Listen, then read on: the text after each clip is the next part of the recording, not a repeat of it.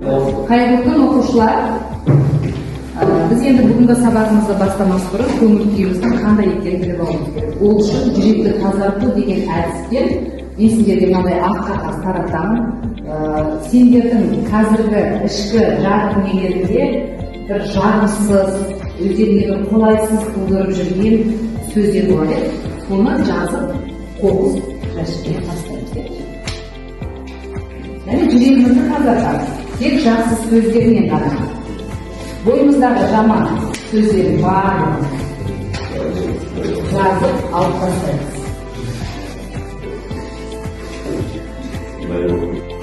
Бірінші тапсырманы орындау үшін біз топтық жұмыс жасаймыз. Топпен бірінші тапсырма. Сол себепті мына жердегі топқа бөлінеміз. Кім маған қағаз алыңыздар? Екі топқа бөлінеміз.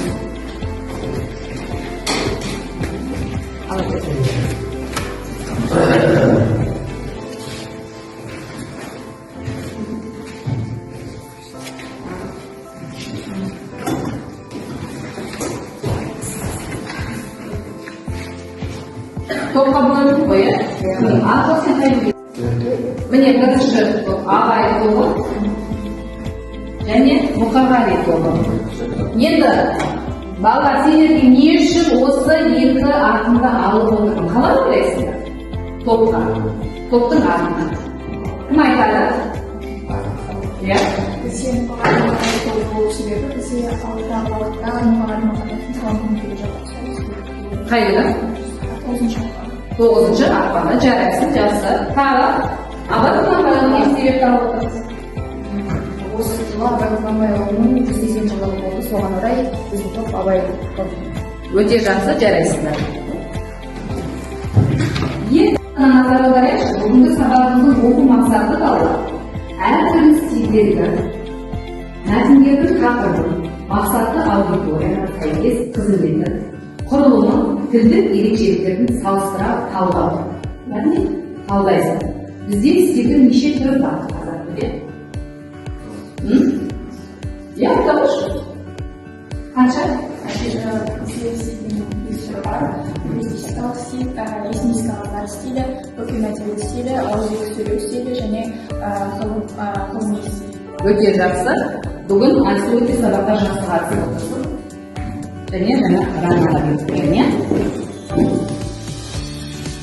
Осы сабақ мақсатына қарай сендерге мына мәтін беріледі. Мәтін, мәтін бар. Соны алып талдайсыңдар. Мәтінді талдайсың. Мәтінді талдайсыңдар, бірінші мәтінді ашамыз, және екі мәтіннен берілген.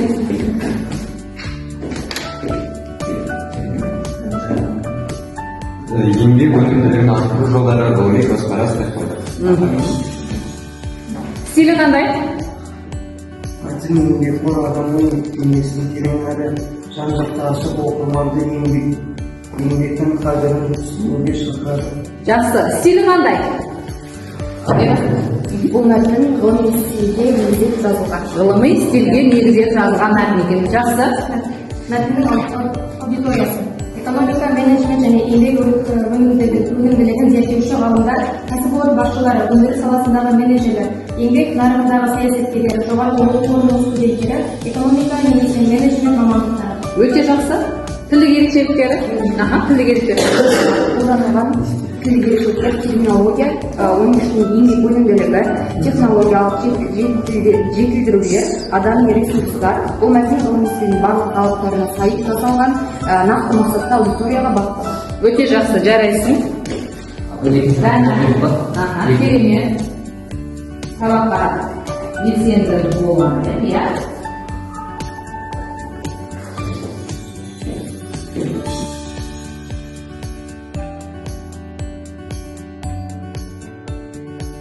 Аудио тыңдатамыз. Сол бойынша бүгінгі сабағымызды мен есімнің әдісімен болжаймыз. Білімді адам жазады. 1791 жылда өзім университетте оқып жүрген жігіт күнімде әр 7 сайын Версаль қаласындағы шешеме жаяу барып қайтып тұрушы едім. Сонда әрдайым жолында Антон деген тілекші отырып қайыр сұрап алып жүруші еді. Бір күні тағы сол жолмен келе жатып, бір орта бойлы арықтау кісіге ұшырасып, осы тыңдаған мәтініміз, тыңдаған әңгімеміздің қандай қатысы бар екен, жалпы әңгіме не туралы, кімнің әңгімесі екенін білеміз ба? Кім айтады?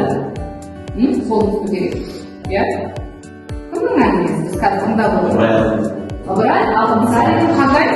Иә, дүние қалай десең табады. Жалпы әңгімеден не түйдік? Біздің бүгінгі сабағымызға қатысты. Не түйдік?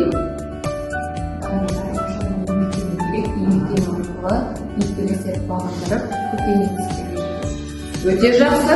Тағы да қосарыңыз бар ма? Бүгінгі тақырыбымызды болжауға шығып келе жатыр, тақырыбы. Сонда әрқашан адам не істеу керек дейді? Өзін еңбектену керек. Бүгінгі тақырыбымыз еңбек етсең ерінбей. Дәптеріңізге жазамыз. Соңғы сабағымыздың рефлексиясын жасайық балалар. Бұрынғы әдісімен. Білгенін білгім келеді және білдім деген әдіспен. Қазір мен таратамын қимағағаздарды. Осы қимағағаздарға арқылы сіздер өздерінің бүгінгі сабаққа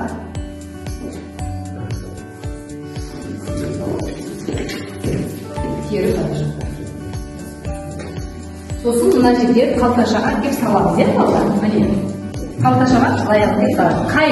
Сен нені білдің ба? Нені білдің келеді соны жазамыз.